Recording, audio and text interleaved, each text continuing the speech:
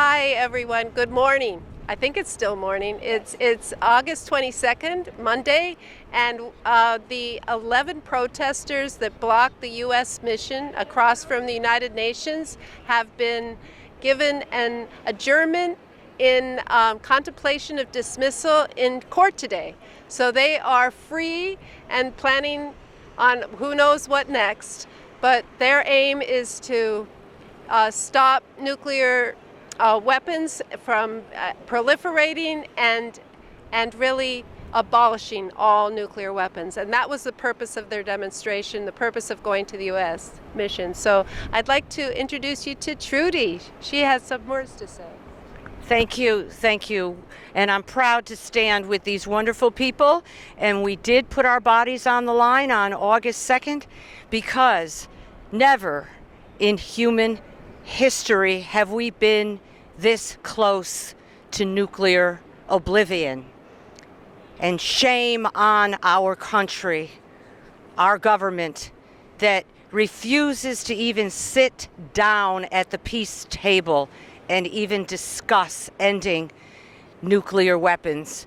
We were there during the conference, the first day of the conference of the treaty on nuclear, banning all nuclear weapons. It is now international law, and yet our government refuses to even entertain the thought of banning these terrible weapons. Thank you. Let's go to John next. Yeah. My name is John Breitbart. I'm a member of the New York City War Resisters League local here in Manhattan, here in New York City. 40 years ago, 1,700 protesters sat down in the doorways of the missions to the United Nations of the 5 major nuclear powers, US, Soviet Union, China, Britain, and France. Their arrest put a spotlight on the countries responsible for the terror of the Cold War and proliferation of Armageddon-based military power. I was there. The coalition that sponsored this mass civil disobedience followed the largest anti-nuclear demonstration in American history that filled Central Park with 1 million people. This 1982 demonstration followed the first nuclear bomb explosion in 1945 by 38 years. In those next 38 years, the world's nuclear powers amassed over 57,000 nuclear warheads. In 1982, the world's attention was focused on the hair-trigger danger of the possibility of unimaginable destruction. So here we are today, 40 years later. People have come to accept nuclear weapons as just matters of fact. Thousands of disaster movies later, people have grown accustomed to experiencing horror as a popular form of entertainment. The Department of War is now known as the Department of Defense, and its publicists devote much effort to hiding the truth of what it does, while it soothes the public into accepting the logic and the expense of the people's war machine. Now 11 people have been arrested, blocking the door of the U.S. mission to the UN, and their action has received almost no attention, even from progressive media outlets. Today, the press in America talks about Trump's big lie, about him winning the election. But we need to remind people of a greater untruth. The big lie of militarism and the continuing nuclear arms race has 2 parts. 1, that nuclear weapons offer safety, and 2, that guns provide freedom. Such lies need to be challenged and resisted with the power of nonviolence. Militarism is the biggest lie, and all of us need to stop it. No nukes, for life and for planet. I'm Alice Sturm-Sutter. I'm a retired family nurse practitioner, and I'm in the Raging Grannies, and I demonstrated because we have to. We can't just let our planet go and be annihilated and have radiation all over the world, destroy everything, all life. But for some reason, we've forgotten all about it, and we seem to think that this is normal. And it's not. We're living in a world where our priorities are completely backwards. There's enormous suffering, and we need to turn it all around.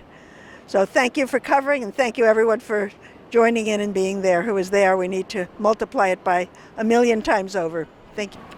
Hi, Craig Simpson from Boston, Massachusetts. My whole life, I've worked, I've been under the shadow of the nuclear war, nuclear threat since, 6 months after I was born.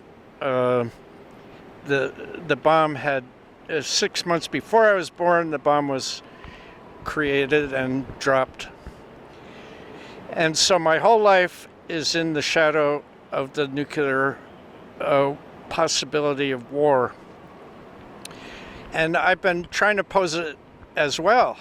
And I was arrested in both Moscow and in Albuquerque at the Kirtland Air Force Base, Sandia Complex National Laboratories, and now at the United Nations. So we have to take a stand against this because it's one of the important issues of our day. So here we go.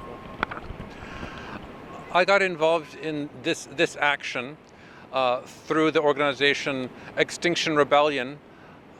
I got involved in it because the U.S. Department of War's budget and actions are one of the greatest threats to climate justice and economic justice and peace in the world.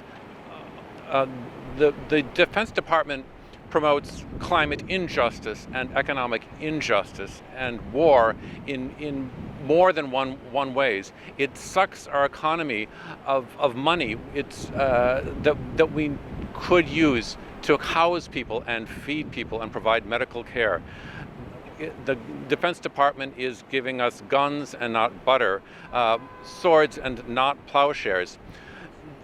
The Defense Department is one of it is the greatest consumer of fossil fuels on the planet. It's burning the planet.